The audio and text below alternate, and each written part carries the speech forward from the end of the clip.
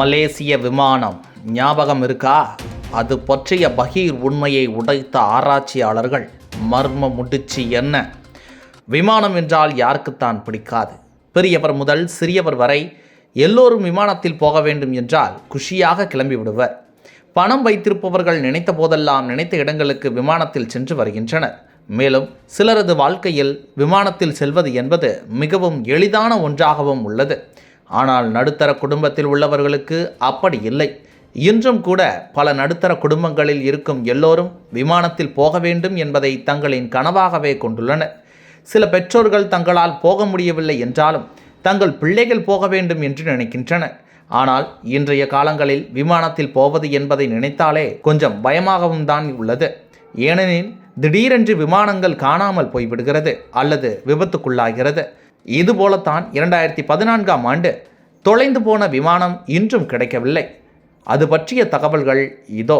கடந்த 2014ஆம் ஆண்டு மர்மமான முறையில் மாயமாகி விபத்தில் சிக்கிய 239 பேருடன் சென்று மலேசிய விமானம் MH370 விபத்தாகவில்லை என்ற செய்தி வெளிவந்துள்ளது.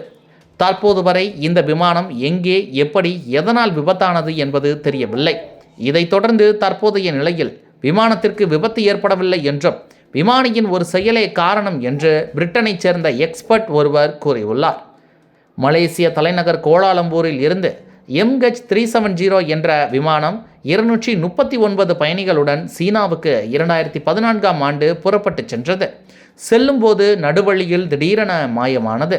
தென் சீனக்கடல் பகுதியில் சென்று கொண்டிருந்த விமானம் திடீரென காணாமல் சென்றதை சேட்டலைட் மூலம் கண்டுபிடித்துள்ளனர். இதனைத் தொடர்ந்து தேடும்போது விமானத்தின் தொடர்புகள் துண்டிக்கப்பட்டது.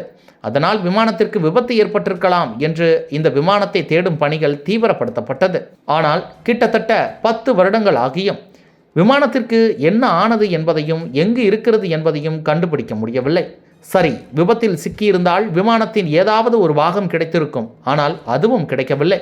விமானத்தில் சென்ற 239 பயணிகளின் உறவினர்கள் விபத்து எப்படி ஆனது, எதனால் ஆனது என்று தெரியாமல் இன்றும் சிறு நம்பிக்கையில் திரும்பி வருவார்கள் என்று இருக்கின்றனர். மேலும் விமானம் விபத்தில் சிக்கியதற்கு விமானியின் சதித்திட்டமே காரணமாக இருக்கும் என்று பிரிட்டனைச் சேர்ந்த விமான நிபுணர் ஒருவர் கூறியுள்ள செய்தி தற்போது பரபரப்பை ஏற்படுத்தியுள்ளது.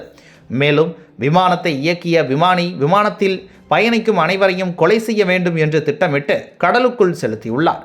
இதனால் விமானத்தில் சென்ற 239 பேரும் கடலுக்கு அடியில் சென்று மரணத்தை அடைந்திருப்பார்கள் என்று கூறியுள்ளார். அத்தோடு அந்த விமானியின் தனிப்பட்ட பிரச்சனை, அவரது மனநிலை பாதிப்பால் இந்த சம்பவம் நடந்திருக்கலாம் என்றும் தெரிவித்துள்ளார். ஆனால் இதுவரை இந்த விமானம் எங்கு விழுந்தது, விபத்திற்கான காரணம் என்ன என்று அறியப்பட முடியவில்லை. முன்னதாக இந்த விமானம் விபத்து தொடர்பான விசாரணை 2017ஆம் ஆண்டு கைவிடப்பட்டது. ஆனாலும் தற்போது மீண்டும் இந்த 239 பேருடன் சென்ற மலேசிய விமானம் MH370 விபத்தாகவில்லை, விமானியால் கொலை செய்யப்பட்டுள்ளது என்று எக்ஸ்பர்ட் தகவல் வெளியிட்டுள்ளது மக்களிடையே பெரும் பரபரப்பை ஏற்படுத்தியுள்ளது. மேலும் தொலைந்து போன 239 பேரின் குடும்பத்தினர் தரப்பில் கொந்தளிப்பையும் ஏற்படுத்தியுள்ளது.